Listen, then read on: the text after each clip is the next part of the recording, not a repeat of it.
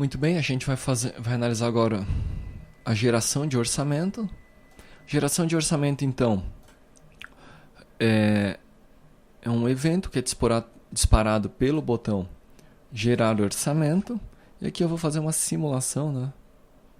Uma execução para a gente ver. Tá ok? Uma vez que eu selecionei a periodicidade, selecionei os períodos, a gente tem a opção para gerar o orçamento, né? Ele vai gerar o orçamento para cada período e cada natureza financeira. Então, veja só, eu escolhi período mensal e meu período inicial é abril, e eu tenho 5 períodos, então, como eu tenho 4 naturezas cadastradas no banco, né, naturezas financeiras, então aqui eu vou ter 4 registros para cada período, tá ok? Então, vou ter 4 para abril, 4 para maio, 4 para junho, 4 para julho e 4 para agosto, tá ok? Isso aqui é uma operação bastante simples. A gente vai no banco de dados, busca nas naturezas e entra em um laço. A gente vai ver isso aqui agora. Botão gerar orçamento, chama o evento gerar orçamento, né? Que por sua vez chama a ViewModel. A ViewModel vai então verificar se foi selecionado um número de períodos maior do que 0, né? E se foi selecionado um período. O período é selecionado na janela, né? A gente abre a janela para selecionar o período mensal, semestral, diário e assim por diante. Vou criar a lista de detalhes. A lista de detalhes é o que preenche essa grid. Vou criar aqui a minha data inicial. Vou declarar e obter a data inicial, né? Strings utilizados para a formatação dos valores, né? Os valores que vão ser exibidos aqui na coluna período.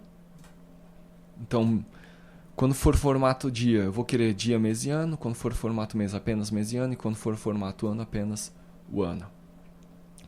E aí, agora sim, para cada período, tá? Para cada período que o usuário informou, né? Ou seja, se ele informou 5 vezes, eu vou percorrer esse laço 5 vezes. Eu vou criar um orçamento detalhe, atribuindo o orçamento que foi selecionado pelo usuário. Ok?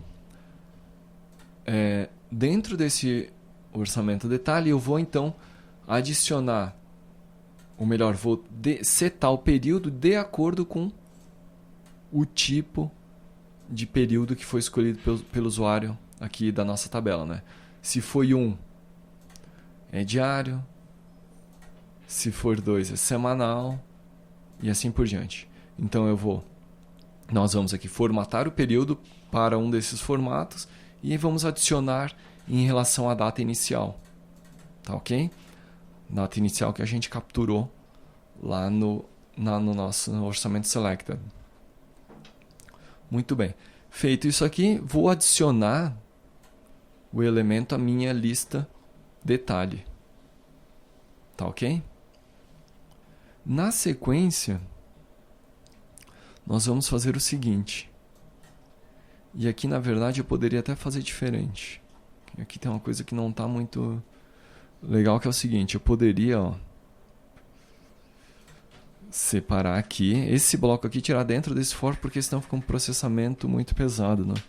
Esse bloco aqui é um outro for, pode ser por fora. Então, vamos lá. Vamos primeiro verificar se deu certo, né? Depois eu continuo desse ponto que eu parei. Novo, a gente seleciona um período. Bimestral. Por 3 períodos, vou selecionar uma data. Gerar o orçamento. Beleza. Deu certo, né? Então, a cada 2 meses, temos os lançamentos aqui do nosso orçamento. Muito bem, então adiciono a minha grid, adiciono a minha lista de detalhes, cada um dos detalhes, um detalhe para cada período que o usuário informou, né? Se foram 2 períodos, ele vai adicionar 2 detalhes. Muito bem. Uma vez que isso foi feito, então, eu agora vou buscar as naturezas financeiras lá no meu, utilizando o meu serviço, né? Vou no orçamento que foi selecionado, que é o que o usuário está trabalhando na grid de detalhe, eu vou criar uma lista de orçamento detalhe, que vai ser a lista que vai ser atribuída a essa grid aqui. Tá? Muito bem. Para cada lista, para cada orçamento detalhe que eu criei aqui em cima, nesse laço anterior, eu vou percorrer o laço das minhas naturezas financeiras, criando um orçamento detalhe e setando suas propriedades, e adicionar, aí sim, ao orçamento selected, lista orçamento detalhe, que é a lista que tem o binding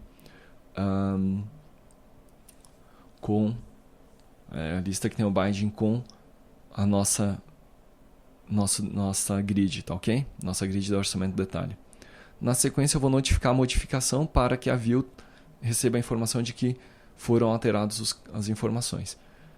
Se o usuário não informar número de períodos ou não informar o tipo de período, né? Aí vai soltar uma exceção dizendo que os campos devem estar preenchidos, né?